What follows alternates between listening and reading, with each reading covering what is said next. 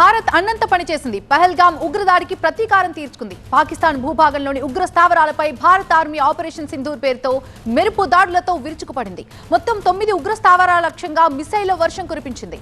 ఉగ్రవాద స్థావరాలను మట్టుపెట్టింది. దీంతో పాక్ లో యుద్ధ భయం కనిపిస్తోంది. ఆపరేషన్ సింధూర్ తర్వాత పాకిస్తానీలు వణికిపోతున్నారు. ఎప్పుడు ఏం జరుగుతుందో, భారత్ ఎక్కడ దాడి చేస్తుందో అన్న భయంతో బిక్క చచ్చిపోతున్నారు. ఇంట్లో నుంచి బయటకు రావాలంటేనే జంకిపోతున్నారు పాకిస్తానీలు. అంతేకాకుండా మున్ముందు పరిస్థితి ఎలా ఉంటుందో అని డబ్బుల కోసం ఏటీఎంల ముందు బారులు తీరుతున్నారు. భయంతో ఇతర ప్రాంతాలకు వెళ్లేందుకు సైతం ప్రజలు ప్రయత్నిస్తున్నారు. భారత్ మెరుపు దాడులతో లాహోర్, సియాల్కోట్ ఎయిర్పోర్ట్లు మూసేశారు. ఇస్లామాబాద్, రావల్పిండిలో మెడికల్ ఎమర్జెన్సీని సైతం ప్రకటించారు. అలాగే వైద్య సిబ్బందికి సెలవులు రద్దు చేసింది పాక్ సర్కార్. అలాగే పాక్ పంజాబ్ లో విద్యా సంస్థలు మూసేయాలని ఆదేశాలు కూడా జారీ చేసింది. ఇక మరోవైపు ఇప్పటికే ఆర్థిక మాంద్యంతో తీవ్ర ఇబ్బందులు ఎదుర్కొంటున్న పాకిస్తాన్ పహల్గామ్ అటాక్ తర్వాత భారత్ విధించిన ఆంక్షలతో అక్కడి స్టాక్ మార్కెట్ సైతం కుప్పకూలాయి. ఇక ఆపరేషన్ సింధూర్ తర్వాత స్టాక్ మార్కెట్స్ మరీ దారుణంగా 6% పడిపోయాయి. దీంతో పాక్ ప్రభుత్వంపై అక్కడి ప్రజలు సైతం అసహనం వ్యక్తం చేస్తున్నారు.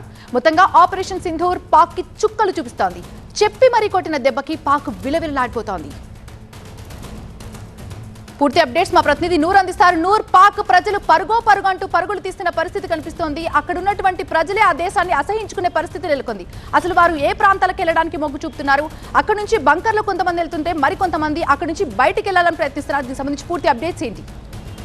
పిక్చర్ అభి బాకీ అనేసి ఏదైతే భారత ప్రభుత్వం పాకిస్తాన్కి ఝలకిచ్చిందో, ఈ ఝలక్తోనే పూర్తిగా పాకిస్తాన్ ఒక్కసారిగా కుప్పకూలింది. పాకిస్తాన్ పౌరులే పాకిస్తాన్ ఆర్మీ పైన తిరగబడుతున్నారంటే ఏ విధంగా పాకిస్తాన్ సిచ్యువేషన్ ఉందో మనకి దృశ్యాలు చూస్తే అర్థమవుతుంది. ఏకంగా పాకిస్తాన్ చాలా నిర్లక్ష్యంగా వహించింది. చాలా వరకు పాకిస్తాన్ పౌరులనే పాకిస్తాన్ దేశమే అణిచివేసింది. మేమందరం భారత ప్రభుత్వానికి మద్దతు ఇస్తామనేసి ఏకంగా అక్కడున్న మసీదుల్లో కూడా ఏకంగా మత గురువులే మీరు భారత్ పాక్ మధ్యలో యుద్ధం కన్నా జరిగితే ఏ దేశానికి మీరు మద్దతు పలుకుతారనేసి అక్కడ ఉన్న ప్రముఖ మత గురువులే అక్కడ ఉన్న ప్రజల ద్వారా చాలా ప్రజల ద్వారా వాళ్ళ ఆలోచనలు తెలుసుకునే ప్రయత్నాలు చేసినప్పుడు ఒక్క పాకిస్తానీ కూడా మసీదుల్లో ఎలాంటి చేతులు ఎత్తలేదు. పాకిస్తాన్ ఆర్మీకి ఎవరు మద్దతు ఇవ్వట్లేదు. మేము భారత్తోనే ఉంటామనేది కూడా పాకిస్తాన్ పౌరులే చెప్పుకొస్తున్న పరిస్థితి.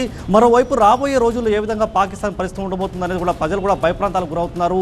ఏటీఎంలతో పాటు ఏకంగా బ్యాంకుల దగ్గర కూడా వాళ్ళు ఉన్న డబ్బును కూడా విత్డ్రాల్ చేసుకునే పరిస్థితి ఏర్పడుతుంది.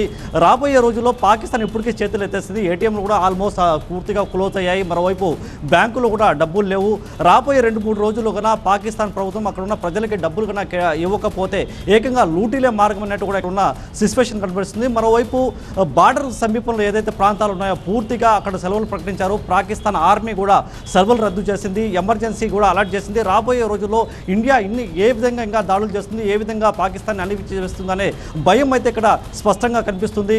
చాలా వరకు పాకిస్తాన్ ప్రజలతో మాట్లాడినప్పుడు ఒకటే చెప్పొస్తున్నారు, భారత్ తీసుకున్న చర్యలకి పాకిస్తాన్ చాలా వరకు భయప్రాంతాలకు గురైంది. పాకిస్తాన్ పూర్తిగా ఆర్మీ భయప్రాంతాలకు గురై పారిపోయిన పరిస్థితి ఏర్పడుతుంది అనేది కూడా ఇక్కడున్న ప్రజలైతే చెప్పొస్తున్న పరిస్థితి. మసూద్ అజర్ ఫ్యామిలీ పూర్తిగా నాశనం అవడంతో పాకిస్తాన్ ప్రజల్లో ఒక ఆనందం అయితే వస్తుంది. పాకిస్తాన్ ఆర్మీయే ఇక్కడ ఉన్న ఎవరైతే ఉగ్రవాద సంస్థలు ఉన్నారో వాళ్ళకి పెంచి పోషించారని కూడా భారత ప్రజలైతే చెప్పొస్తున్న పరిస్థితి. Thank you Noor.